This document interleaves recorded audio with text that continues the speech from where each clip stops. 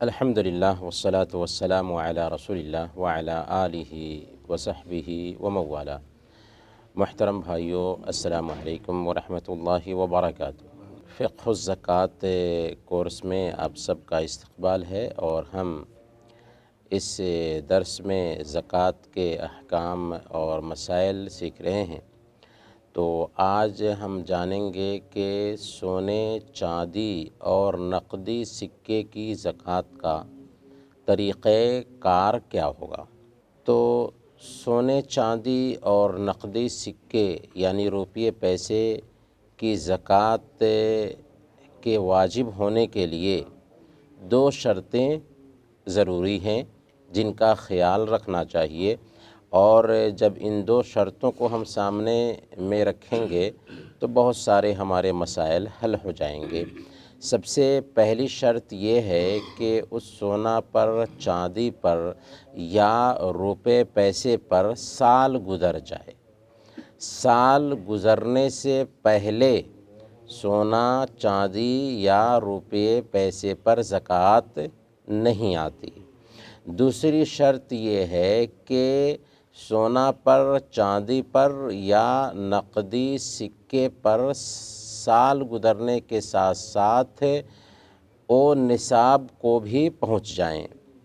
سونا کا نصاب کیا ہے، چاندی کا نصاب کیا ہے اور روپے پیسے کے لیے نصاب کیا ہوگا؟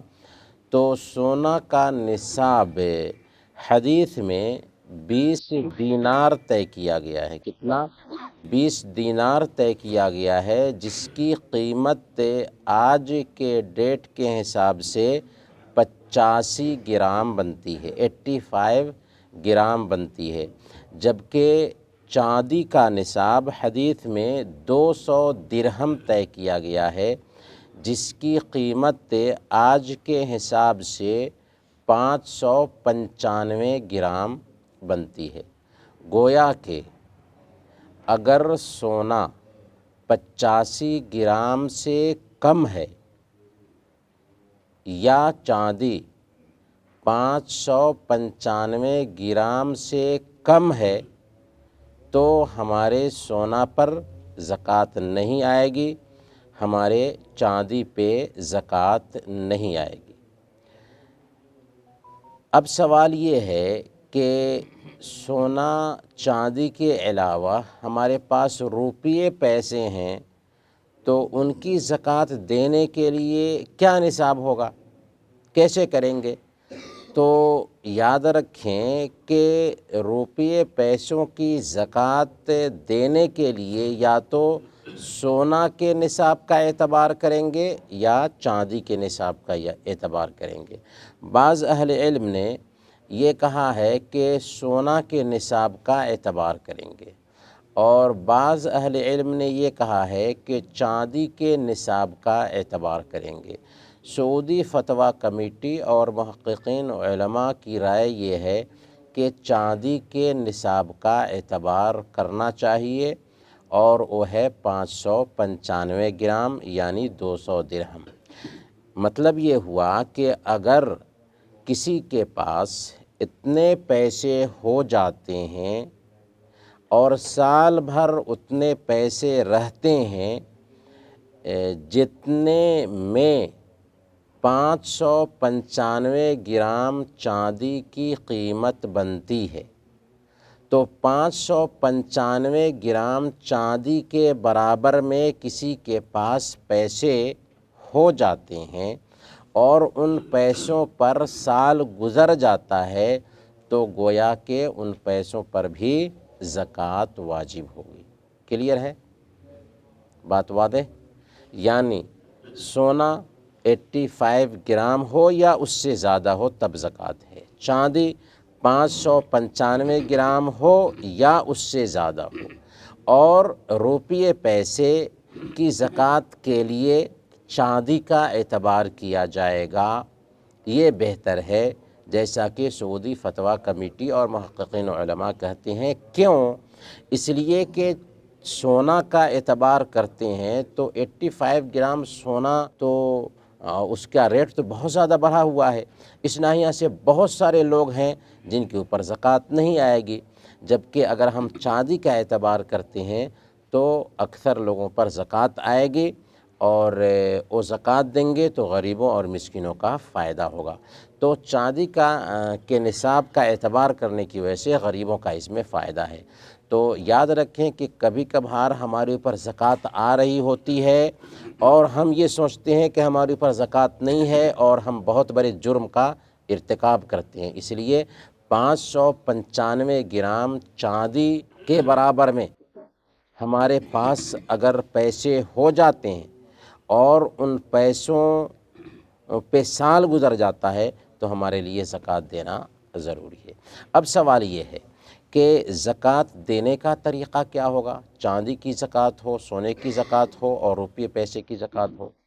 تو زکوٰۃ دینے کا طریقہ یہ ہے کہ سال گزرنے کے بعد ہم اپنے سونا کا ریٹ معلوم کریں مارکیٹ کے ریٹ کے مطابق، یعنی اس کی قیمت کی تحدید کریں، وزن دیکھ لیں اور مارکیٹ میں جا کر کے سونا کے دکاندار سے ہم معلوم کریں کہ میرے پاس اتنا سونا ہے، اس کا ریٹ کتنا بنتا ہے، اور ہمیں پتہ ہے کہ ہمارے پاس 85 گرام سے زیادہ سونا ہے یا 85 گرام سونا ہے۔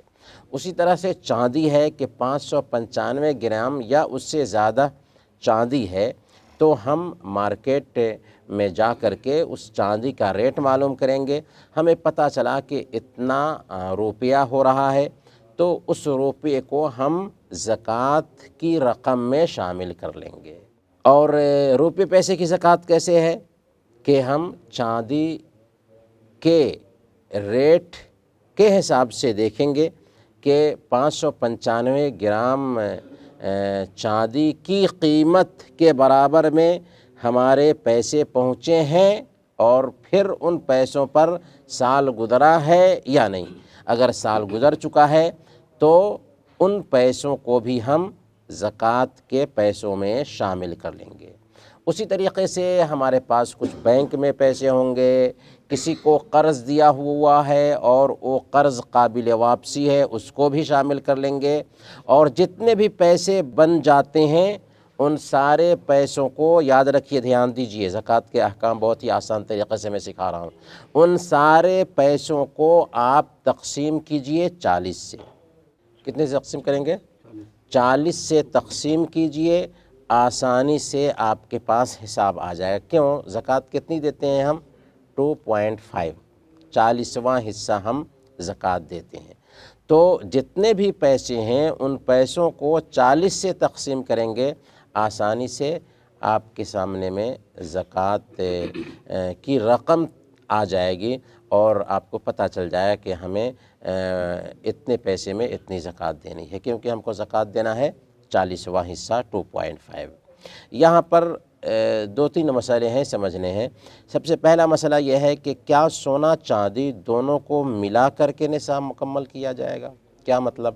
مطلب یہ ہے کہ میرے پاس میں سونا ہے 80 گرام اور چاندی ہے 500 گرام، تو کیا دونوں کو مکس کریں گے تو نصاب کو پہنچ جاتا ہے؟ تو کیا دونوں کو مکس کر کے زکوٰۃ دی جائے گی؟ تو اس کا جواب کلیئر کٹ یہ ہے کہ سونا کا نصاب الگ ہے اور چاندی کا نصاب الگ ہے، دو الگ الگ یہ جنس ہیں، اس لیے دونوں کو مکس کر کے نصاب تک پہنچانے کی کوشش نہیں ہوگی۔ سمجھ میں آیا؟ دو الگ الگ جنس ہیں، اس لیے سونا کا نصاب 585 گرام ہے اور چاندی کا نصاب 595 گرام ہے، تو دونوں کو مکس کرنے کی ضرورت نہیں ہے، یعنی مکس کر کے نصاب تک پہنچانے کی ضرورت نہیں ہے۔ اگر سونا 85 گرام کے برابر نہیں ہے گویا کہ زکوٰۃ نہیں، اگر چاندی 595 گرام کے برابر نہیں ہے تو زکوٰۃ نہیں۔ ہاں، بہت سارے لوگ کہتے ہیں کہ بھائی اگر 85 گرام سونا ہو گیا تو کیا 85 گرام کو نکال کر کے زکوٰۃ دیں گے؟ نہیں، بلکہ جتنا سونا ہے یا جتنا چاندی ہے سب کی زکوٰۃ دینی ہوگی۔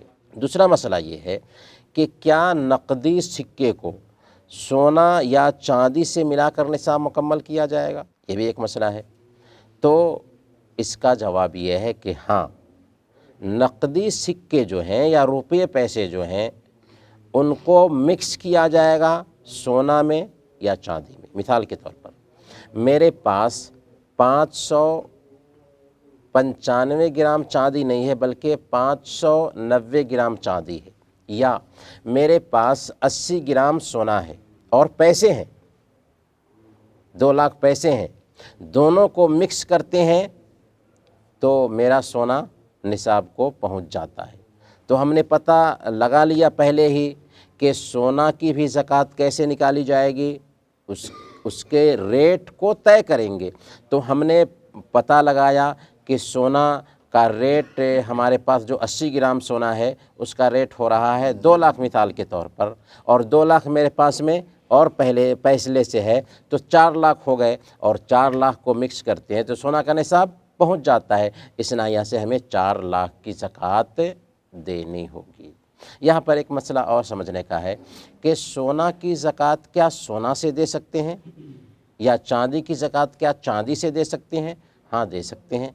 और अगर कोई औरत सोना की ज़कात सोना से दे, चांदी की ज़कात चांदी से दे तो फ़ायदे में है। क्यों? इसलिए कि एक वक्त ऐसा आएगा कि निसाब ही ख़त्म हो जाएगा, उसको दोबारा ज़कात देने की ज़रूरत नहीं रहेगी। लेकिन अगर एक औरत पैसे से ज़कात देती है तो हर साल उसको ज़कात देना होगा। एक और मसला है कि औरतों के ज़ेवरात में क्या ज़कात है या नहीं। औरतों के ज़ेवरात में ज़कात है या नहीं, तो सुनन अबी दाऊद और सुनन नसई की रिवायत है, एक औरत अल्लाह के नबी सल्लल्लाहु अलैहि वसल्लम के पास आई। उसने अपनी बच्ची को 2 सोने के कंगन पहना रखा था।